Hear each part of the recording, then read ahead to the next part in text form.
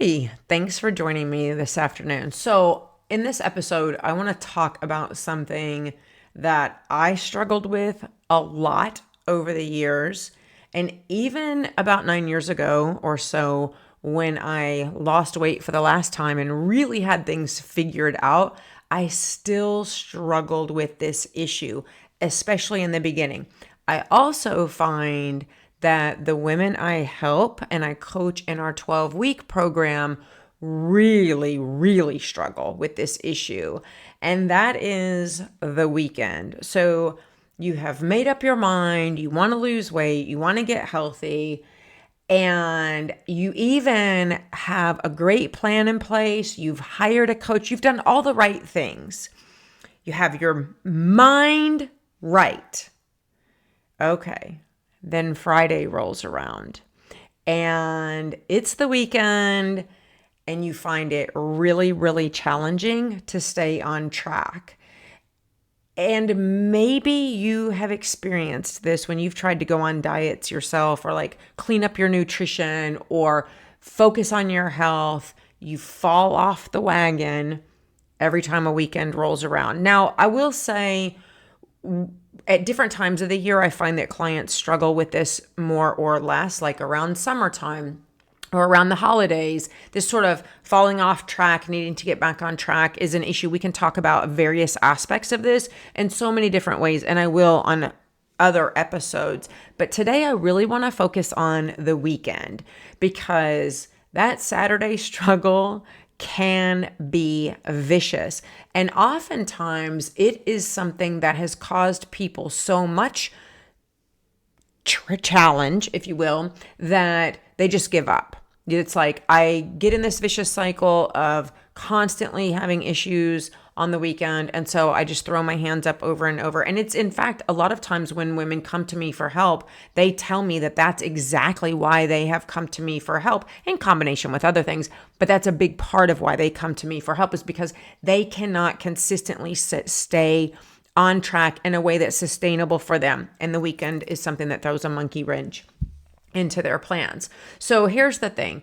We look forward to the weekends as busy executive level, professional, career focused women. We look forward to our weekends. The weekdays are stressful. We have a lot of things going on. Our responsibilities are great at work, deadlines and what have you. So we look forward to being off of work. We look forward to spending time with our families, even and needing to get errands done, grocery shop and those kinds of things. And we also look forward to the weekends because it's a time that we can kind of relax, socialize with our friends, attend different events that we just have fun at and just enjoy ourselves, right? But again, weekends can really cause a lot of stress and concern. They did me, and I know that for a lot of women like you out there, they're a real worry in a lot of ways for us because we have this concern about how am I going to stick to my weight loss and my health journey on these days that are so out of routine, right? Even if you have an exercise and eating routine in place that's pretty solid and healthy, your routine gets disrupted on the weekend. These unstructured days, if you will, make it really uncomfortable oftentimes for you to make the healthy choice or to quote unquote stay on track. You might not feel like you have time to prepare your food or to even put thought into what you're going to eat for the day. You might feel really vulnerable to temptations too, or even like weak in your resolve to stay on track. And for some of you, I know it's a real struggle because you're around people who may not be focused on their health or their weight loss. And so it feels more difficult to stay committed to your own goals when you're around people that are not really doing the kinds of things that you're doing and making the kinds of decisions that you want to make. And that can be friends, but it can also be family because oftentimes we have what I'll call food pushers in our family. And that's a topic for a whole nother episode. You know, what do you do about the food pushers?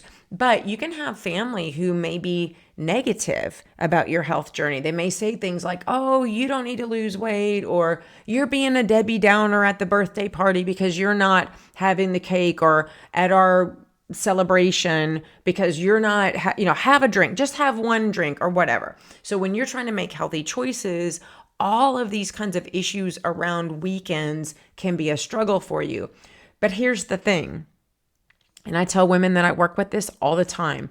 Weekends are not going away. And thank God, right? So you've got to learn to manage them with their discomfort, with their disruptions, with everything that comes along with them. Because just like with everything else, the good with the bad, they come hand in hand, right? And so while you may look forward to having the time off from work, the flip side of that is you've got to learn how to manage through that unstructured time. It doesn't mean, though, and this is important, it doesn't mean that you have to forego fun, that you have to avoid family and friends, that you have to even avoid all the foods that you enjoy. It means that you've got to make strides to make choices that are aligned with your goals. And you've got to learn how to do that on the weekend, just like you do on the weekdays. And again, I think this is a real struggle, or people might find it even harder to do in the beginning of your journey when you're trying to get those habits in place, because they're not things that come second nature to you. You're really working on being consistent, and then you throw in this mix of unstructured time, and so it feels harder to make the choices that you want to make. But I will tell you, just like I tell women I work with in our 12-week program, it does get easier. Part of what makes it easier is having someone like moi to guide you through how to manage these situations, put strategies in place that can help you while you're working on becoming the person who weekends are no problem for you. You know how to manage them. You know how to make the choices you want to make and have fun while you're trying to get that lifestyle in place, if you will. You do need to have set strategies that are very practical, that are sustainable, that you can have as a go-to for what do I do when I have this party to go to, or I have this social event that I have to attend, or this work event that I have to do. What exactly step by step can I do to mitigate that struggle, right? Well, one of the things that I help clients do in that way is put this, what I call the Saturday strategy. We call it in our 12-week program. And that is literally an activity that I teach them to do that they utilize for weekends. And just, footnote, I think I mentioned this earlier, but when you have long weekends that have holidays around them, like 4th of July or Memorial Day is coming up, a variety of those kinds of like shorter holiday seasons that are butted up oftentimes to a weekend, this is a great strategy for mitigating those struggles too. So I give them this step-by-step action plan for how you approach the weekend so that you have a plan in place and you don't get thrown off track. All right. So I'm going to share that strategy with you guys today. So here you are getting my coaching for free. But it's something that is totally doable. It doesn't take a lot of time, especially once you practice it. And it is a way for you to approach weekends and stay on track and not have that regret and like, oh, I wish I had on Monday morning when you stand on the scale and you're like, oh crap, I blew it, right? So here's exactly what you can do. Ready? Get your piece of pen and a piece of paper, or a pen and a piece of paper, and take some notes. All right, there's your warning. So the first thing I want you to do is I want you to anticipate that in the moment, the decisions that you want to make are going to be harder to make them. In the moment, it is much more difficult to make decisions aligned with your health goals than it is to plan for those decisions in advance. And so on Thursday evening or Friday morning or whenever in advance of your weekend, I want you to take a piece of paper and draw 2 lines top to bottom on that sheet of notebook paper and divide the paper into 3 columns, okay? On the far left-hand column, make a list of every weekend event that you have planned. That could be Friday night pizza with the family. Maybe every Friday night you guys have pizza, and that is not something you want to give up, but you want to make better choices around it. So Friday night pizza with the family, it could be that you and mom have a shopping trip planned, or your sister or friends have a shopping trip planned all day on Saturday. Maybe you have a weekend trip planned. Maybe you and your partner are going on a short trip, or you're going out of town to see family. You're going to be away from your home. It could be that you have plans to go on a date night. Maybe you're going to a late night comedy show. You can see what we do. Or, out to eat dinner with a friend couple that you have. Maybe Saturday morning, you're going to brunch with girlfriends. Whatever it is that you have planned for the weekend, write every one of those events that's an unusual, out of routine event in a list on the left-hand column of that piece of paper. All right. Next,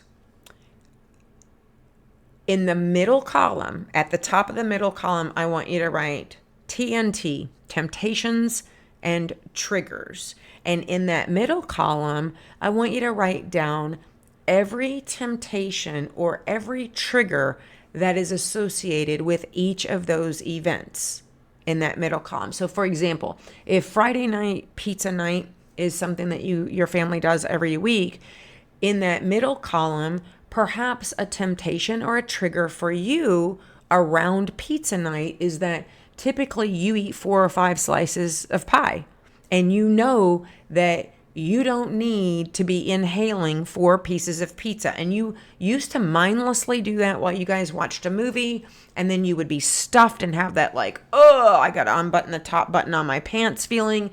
And every time you regretted doing it. Well, that's a temptation to overeat the pizza because it's so yummy, gooey cheese. Ooh, I'm hungry, you guys, while I'm even recording this. It's harder to forego that third slice when you're in the moment. So having 3 or 4 slices is a temptation that you have. Maybe the all-day shopping trip is that, you and your girlfriends always have lunch somewhere that you don't make as great a choices as you probably should be making right now. Maybe you have a few drinks with lunch, or if, you and the girlfriends are out, maybe you always stop for, cake pops or the sugary latte at Starbucks, whatever it is. Every one of those events on the left-hand side that you've written, in the middle under temptations and triggers, write down everything that's going to tempt you about that event. Then in the far right column, I want you to write my plan, my choice.